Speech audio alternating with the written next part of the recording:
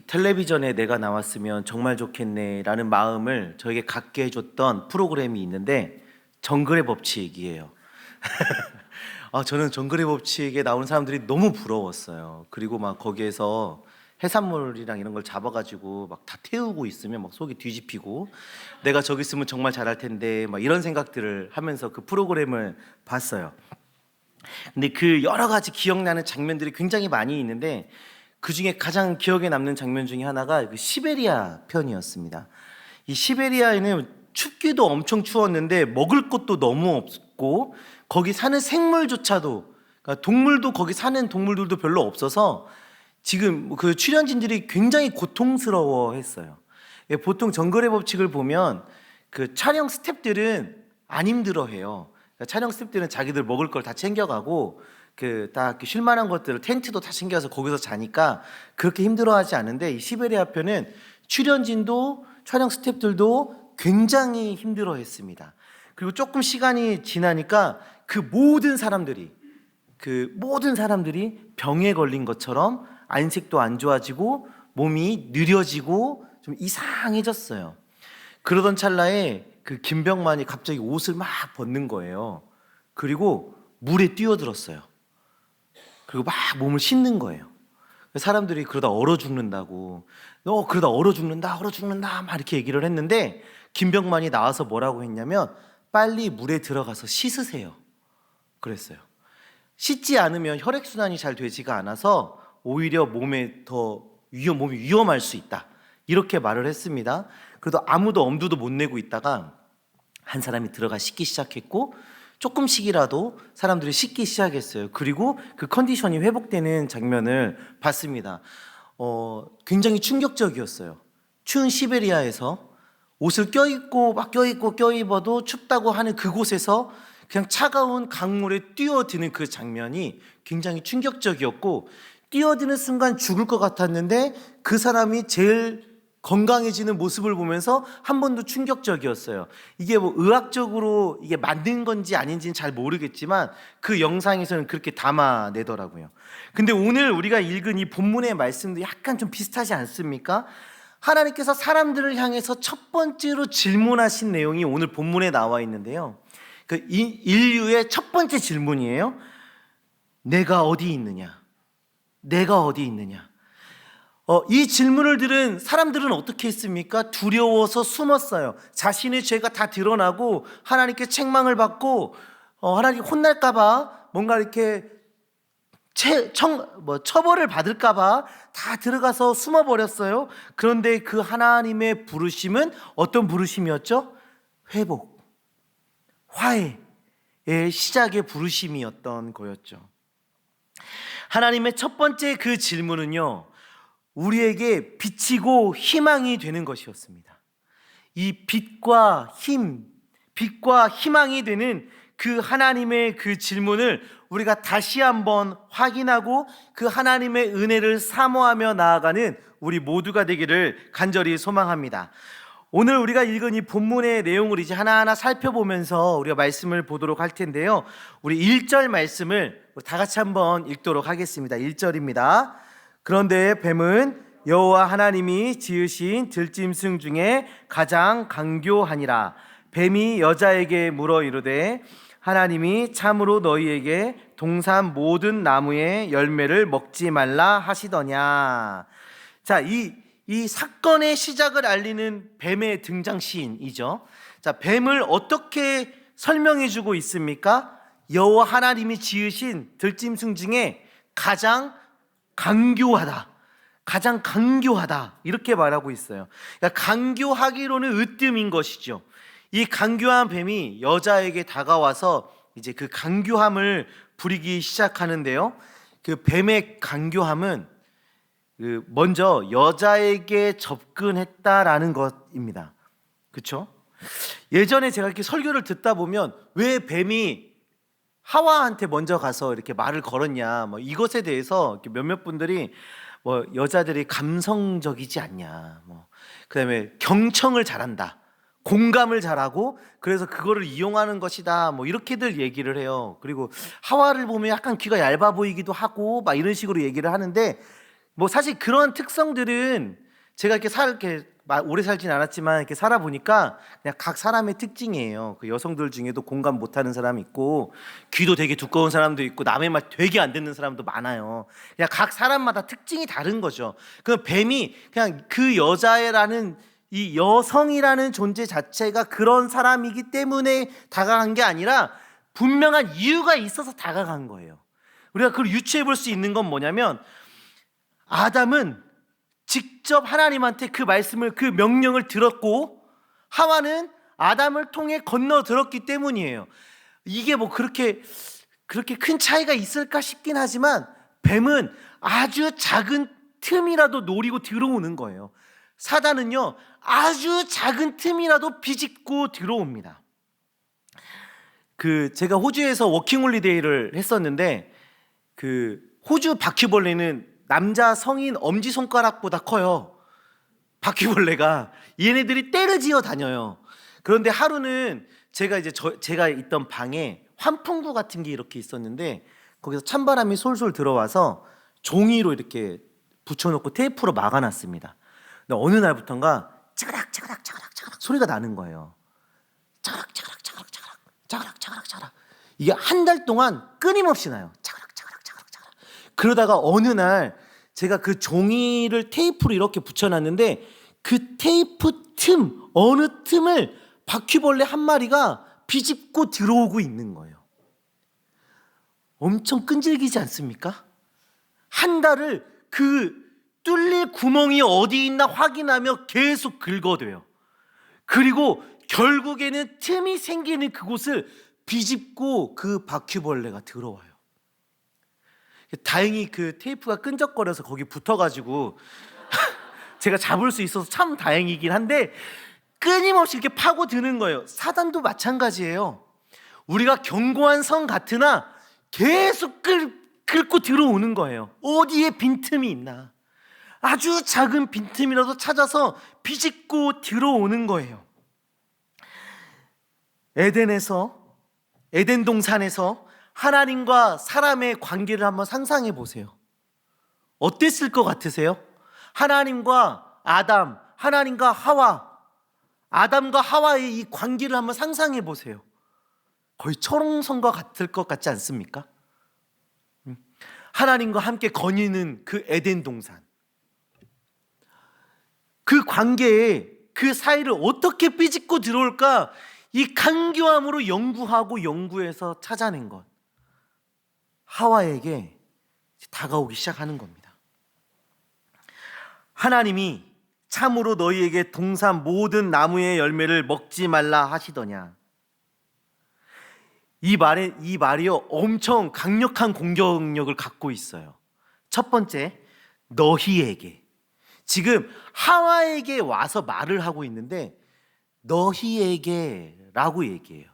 그러니까 혹시라도 하와가 자기의 간교함에 넘어가게 되면, 야, 너만 넘어오지 말고 네 남편도 넘어오게 해야 돼 하고 너희에게 라는 말을 사용을 하면서 이 말을 계속 이 뱀은 반복하고 있어요.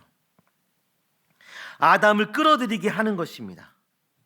그리고 이 뱀의 말은 하나님에 대해서 부정적인 생각을 갖게 만들고 있어요.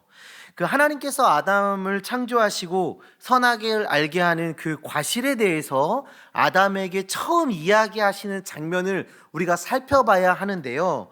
2장 16절 17절 말씀입니다. 우리 성경책 가지고 계신 분들은 함께 찾아봤으면 좋겠어요. 2장 16절 17절 우리 한 목소리로 같이 한번 보겠습니다.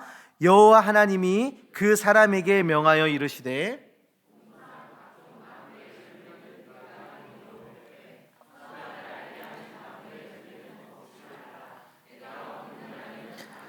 죽으리라 하시니라. 아멘. 동산 각종 나무의 열매는 내가 임의로 먹되, 동산에 있는 열매를 다 먹어, 이렇게 얘기하신 거 아니에요? 저기 있는 과일이나 여기도 있는 거랑 자, 너희가 임의로 알아서 잘 다 먹어도 괜찮아. 단 선악을 알게 하는 과실은 먹으면 안 돼 였어요. 그렇죠? 다 먹어라, 다 먹어라라는 긍정 언어가 먼저 앞에 놓여 있는데 사단이 뭐라고 그래요? 먹지 말라 하더냐? 먹지 말라 하더냐? 하는 부정적 언어를 사용하면서 하나님의 말씀에 그 혼란거리를 제공하고 있어요. 하나님을 향한 원망거리를 만들 수 있는 그 초석을 다지고 있는 거예요. 이 전략은 아주 잘 먹혀 들어갔습니다. 굉장히 잘 먹혀 들어갔어요. 보시면 우리도 마찬가지예요. 부정적인 말은 왜 이렇게 귀에 잘 들어오고 그거는 왜 이렇게 잘 넘어가죠? 칭찬 한마디보다 부정적인 거 100개 외우는 게 더 쉬워요. 이게 우리 성향인가 봐요. 그죠? 이게 바로 이 전략이 넘어가게 되는데 2절 3절의 말씀을 보시면 여자의 말이 바뀝니다. 각종 나무의 열매가 동산 나무의 열매로 바뀌어요. 그러니까 이 각종이 삭제돼요. 하나님의 말씀에서. 그리고 먹지 말라라는 말이요. 먹지도 말고 만지지도 말라로 변해요. 그러니까 만지지 마가 추가됐어요. 이 부정적인 말이 들어오는 순간 이 혼란이 일어나기 시작하면서 굉장히 하나님의 말씀들이 편집되기 시작한 겁니다. 그리고 이렇게 시작된 혼란의 결과 하나님과 사람과 사단의 차이가 드러나기 시작하는 겁니다. 하나님은 선악과를 먹으면, 선악을 알게 하는 그 과실을 먹으면 반드시 죽을 것이다 라고 말씀하세요. 그런데 여자는 뭐라고 해요? 죽을까 하노라 이렇게 얘기해요. 사단은 뭐라고 얘기해요? 결코 죽지 않을 것이다 라고 얘기해요. 반드시 죽어, 반드시 죽는다, 죽을까 한다, 결코 죽지 않을 것이다 하면서 그 의견들이 갈라지기 시작하는 것이죠. 하나님께서는 반드시 언약을 지키시는 분이시죠. 그 신실하신 하나님으로 우리가 지금 은혜를 누리고 있는 것 아닙니까? 하나님의 말씀은 반드시 이루어집니다. 하나님의 의지는 반드시 성취됩니다. 그것으로 인해서 지금도 우리가 그 하나님의 은혜를 누리고 있어요. 이렇게 죄가 많은 세상 속에서 이렇게 연약한 우리가 구원의 은혜 아래 머물 수 있는 이유가 무엇이에요? 하나님의 의지와 하나님의 작정과 하나님의 그 신실하심 때문 아니겠습니까? 그런데 사람들은 어떻게 하나요? 우리는 어떻나요? 의심하죠. 의심해요. 믿음으로 나아간다고 말하면서 불안해하고 의심하는 모습을 너무나도 많이 보여주죠.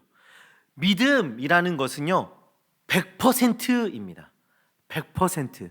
믿음은 100%를 보여주는 거예요. 예전에 친구들하고 이런 놀이를 했었어요. 이렇게 뒤로 넘어지면 뒤에서 이렇게 받아주는 거예요. 해보셨습니까? 뒤로 이렇게 딱 넘어지면 뒤에서 이렇게 받아주는 거예요. 이렇게 몸이 이렇게 접히면 실패해요. 한 번 더 해야 돼요. 이거를 계속 했었는데 저는 이제 친구들하고 한 약속이기 때문에 잘 받아줬어요.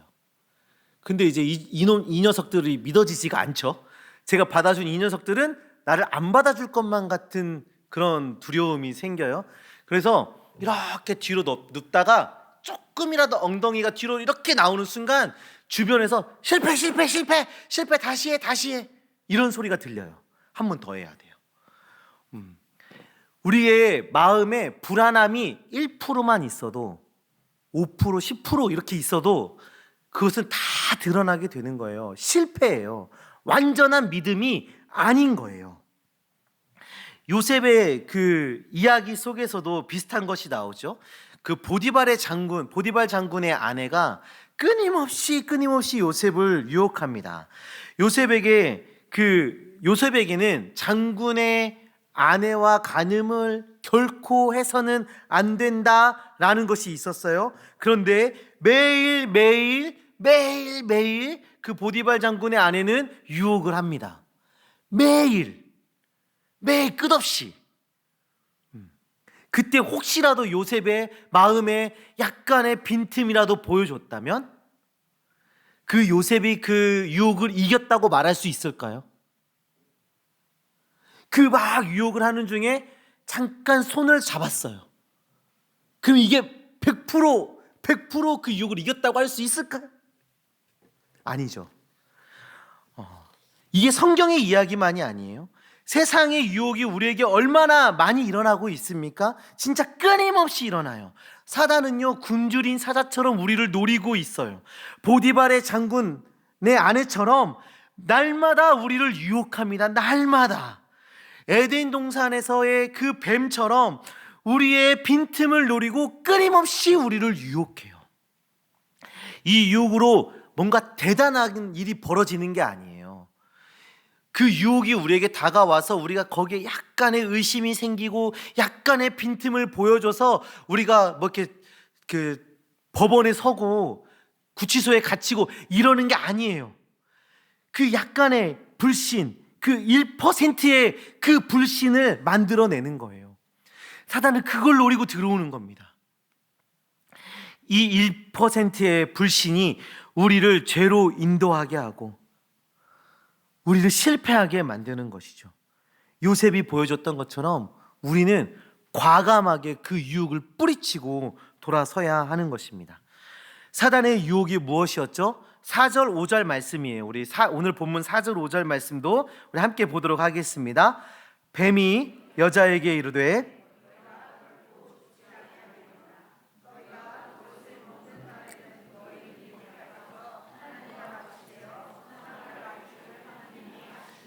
아멘. 이 과실을 먹으면 어떻게 된다고 얘기하죠? 일단은 죽지 않아요. 결코 죽지 않는다 얘기하면서 너의 눈이 밝아져서 하나님과 같이 될 것이다 라고 얘기해요. 이거를 저의 언어로 바꾸면 이래요.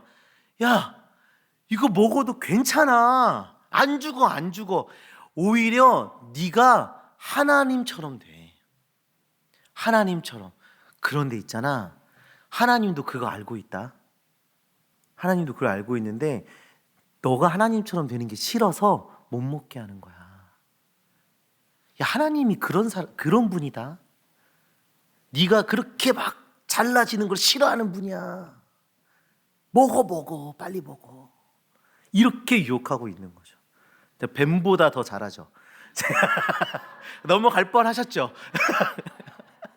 그래요. 이렇게 지금 유혹하고 있는 거예요. 하나님처럼 되고자 하는 그 욕망을 막 불러일으키고 있습니다. 교만한 마음을 갖게 만들고 있어요. 그리고 그것을 방해하는 존재가 누구라고요? 하나님이다. 너가 하나님처럼 되는 것을 가로막고 있는 존재가 하나님이야 라고 하면서 하나님에 대한 불신을 갖도록 하고 있어요. 성도님들, 믿음은요 100%로 믿는 것이고요, 또 믿음은요 하나님과 나와의 차이를 인정하는 거예요. 내가 하나님처럼 되려는 것이 아니라 나와 하나님과는 이러한 차이가 있구나, 하나님은 이런 분이시구나 라는 것을 인정하는 거예요. 우리의 지혜와 지식으로는 다 이해할 수 없을 만큼 크신 분이 우리 하나님이시구나, 하나님은 신실하신 분이시구나, 전능하신 분이시구나, 우리의 왕이시구나, 우리의 창조주이시구나, 이것을 인정하는 것, 그것이 믿음인 것이죠. 그런데 사단은요 하나님과 나의 그 차이를 없애려고 하고 있습니다. 지금 이 시대 가운데도 이런 시도는요 끊임없이 일어나요. 하나님을 우리의 이성의 위치로 끌어내리려는 시도가 지금도 계속 일어나고 있지 않습니까? 사랑하는 성도님들, 믿음의 사람으로 나아가시길 소망합니다. 하나님의 크심을 찬양하고 하나님을 높이시며 100%의 믿음으로 살아가는 주의 백성들 되어지시기를 간절히 소망합니다. 우리의 하와도 그랬으면 좋겠는데 사단의 유혹에 결국에는 넘어가 버렸어요. 그리고 그 과실을 먹습니다. 사단의 그 간교한 말을 듣고 나무를 보니까 갑자기 나무가 어떻게 보입니까? 좋아 보여요. 먹음직도스럽고 보암직도 하고 지혜롭게 할 만큼 탐스럽기도 한 나무로 변해 있어요. 매일 본 나무예요. 매일 본 나무. 근데 그 나무가 갑자기 변했어요. 탐스럽고 보암직도 하고 이거 먹으면 내가 진짜 지혜롭게 될 것만 같고 이렇게 변한 거예요. 매일 보던 나무가 변했을까요? 갑자기 나무에서 막 빛이 샥 나면서 나는 먹음직스럽다 막 이렇게 보여주나요? 아니죠. 나무는 그냥 그대로 있어요. 뭐가 바뀌었어요? 하와의 마음이 바뀌었죠. 하와의 마음이 바뀌니 그 나무가 바뀐 거예요. 성도님들, 우리가 사는 세상도 마찬가지입니다. 세상은 그대로 있어요. 무엇이 변해요? 내가 변해요. 내 마음이. 세상은요, 이전에도 그랬고 지금도 그렇고 앞으로도 그렇고 죄짓기 아주 좋은 세상으로 그대로 있을 거예요. 내 마음이 변하는 겁니다. 내 마음이. 우리는 마음을 지켜야 하는 거예요. 사단이 노리고 있는 곳이 어디입니까? 우리의 마음인 것입니다. 우리의 마음을 흔들어서 죄를 짓게 만드는 것이죠. 그리고 사단의 이 전략대로 그 과실을 먹고 그 과실을 하와는 남편에게 줍니다. 그들은 눈이 밝아졌습니다. 어떤 눈이 밝아졌습니까? 진리의 눈이 진짜 밝아졌나요? 하나님처럼 됐나요? 만약에 그렇게 됐다면 이들의 반응은 이래서는 안 됐습니다. 과실을 먹은 이들은 숨었습니다. 부끄러워했고 수치스러워했어요. 진리의 눈이 밝아진 것이 아니라 부끄러워하고 수치를 느끼는 죄의 눈이 밝아진 것입니다. 오늘 본문을 보면서 우리는 경각심을 가져야 되는데요. 지금 죄로 인해 하나님과의 관계가 갈라지고 있는 이 장면의 배경이 어디입니까? 에덴 이 장면이 어디인가요? 에덴 동산입니다. 에덴 동산. 하나님과 함께 거닐던 그곳에도 뱀이 사람을 유혹해요. 그곳에서도 사탄은 하나님과 우리의 관계를 가로막기 위해서 어디서든 일합니다. 어디서든. 그러므로 우리는 항상 깨어 있으므로 우리의 마음을 지키며 믿음으로 살아가야 하는 것이죠. 아담과 하와의 모습은요, 완전한 패배의 모습이었어요.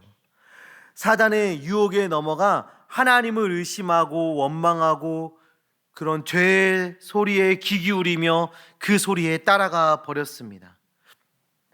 그리고 가장 친밀하게 있어야 하는 그 하나님을 피해서, 그 낯을 피해서 숨어버렸습니다.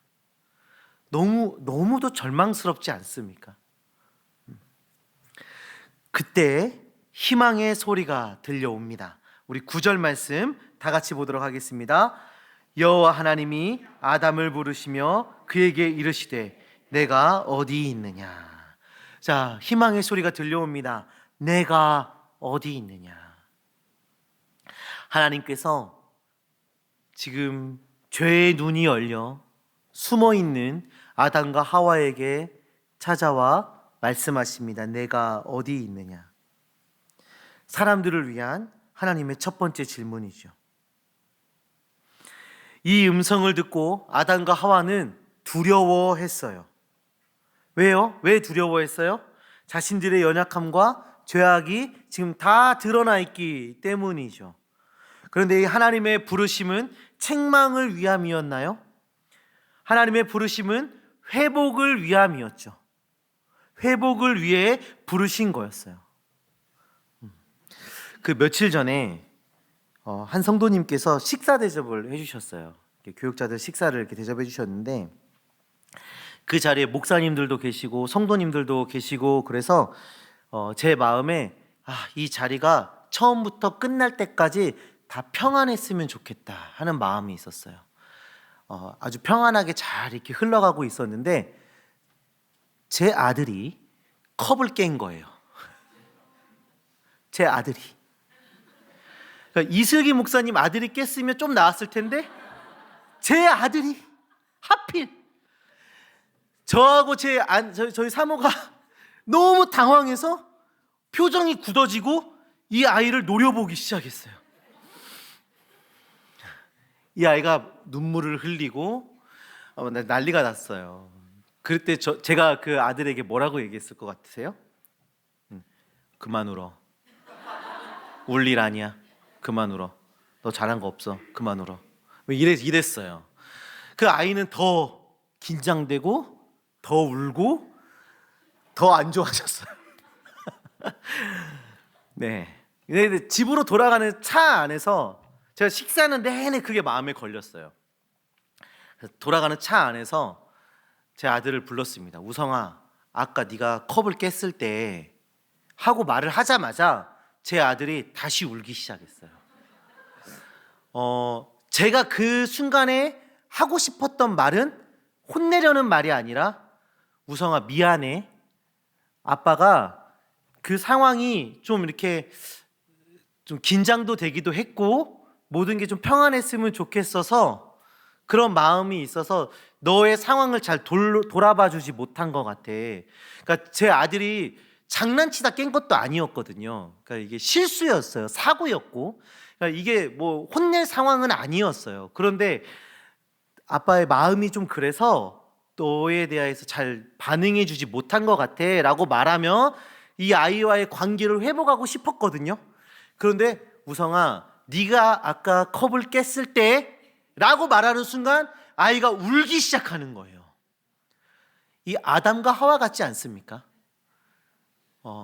하나님께서 아담아, 하와야, 너희가 선악을 알게 하는 과실을 먹었던 그때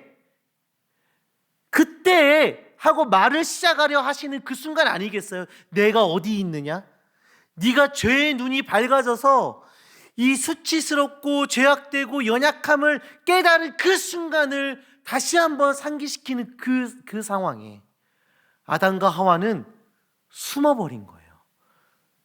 화해의 손길이 무서워진 거예요. 성도님들, 하나님은 지금도 죄악 가운데 있는 우리를 부르십니다. 모세야, 네가 그때 거룩하지 못한 행동을 했을 그때, 모세야, 네가 그렇게 이웃을 사랑하지 못했던 그때, 모세야, 네가 어디 있니? 하고 부르십니다. 이 부르심은 우리에게 희망이고 빛이에요. 이 부르심은 두려운 것이 아니라 우리에게 희망이고 빛이십니다. 이 하나님의 부르심에 우리는 반응해야 돼요. 회개로, 믿음으로, 순종으로 반응해야 하는 것입니다. 하나님께서는 자신의 죄를 서로에게 떠넘기고 있는 이들을 보시고도 끝까지 포기하지 않으셨어요. 아담이 하나님께서 주신 이 여자가 저에게 줬습니다. 하나님이 창조하신 이 뱀이 저한테 먹으라고 했습니다. 이렇게 서로 그 책임을 떠넘기고 있는 그들을요 끝까지 포기하지 않으셨어요. 그래서 어떻게 하셨어요? 그들에게 가죽옷을 지어 입히시고 구원의 약속을 허락하시고 하나님의 은혜를 입을 수 있도록 하나님의 은혜를 부어주신 것 아니겠습니까? 하나님은요 우리를 포기하지 않으십니다. 하나님의 그 부르심은 우리를 포기하지 않으세요. 그러니 그 부르심에 하나님, 내가 여기 있습니다. 이 연약한 내가 여기 있습니다 하고 하나님 앞으로 나아가시길 소망합니다. 사랑하는 성도님들, 우리가 2025년을 시작하는 이 시점에 서 있습니다. 이 하나님의 부르심을 마음에 새기시길 바랍니다. 회복을 위한 부르심, 죄악에서 끌어내시는 그 하나님의 부르심을 우리 마음에 새기시길 바랍니다. 세상은 이전에도 지금도 앞으로도 죄가 도처에 깔려 있을 거예요. 끊임없이 우리를 죄에 빠지도록 강교하게 유혹해 올 것입니다. 그럴 때 우리는 100%의 믿음, 하나님을 찬양하는 것, 그 부르심에 순종함으로 하나님 앞에 나아가는 은혜의 한 해가 되기를 소망합니다. 내가 어디 있느냐 하나님께서 부르실 때 하나님, 죄악된 저가 여기 있습니다. 이 죄인된 나를 받아주시옵소서 하고 주님 앞에 나아가시길 바랍니다. 나의 이 연약한 믿음을 어루만지시고 믿음의 걸음을 걸을 수 있도록 주님 나를 붙들어 주소서 간구하시기를 소망합니다. 우리 시간 함께 찬양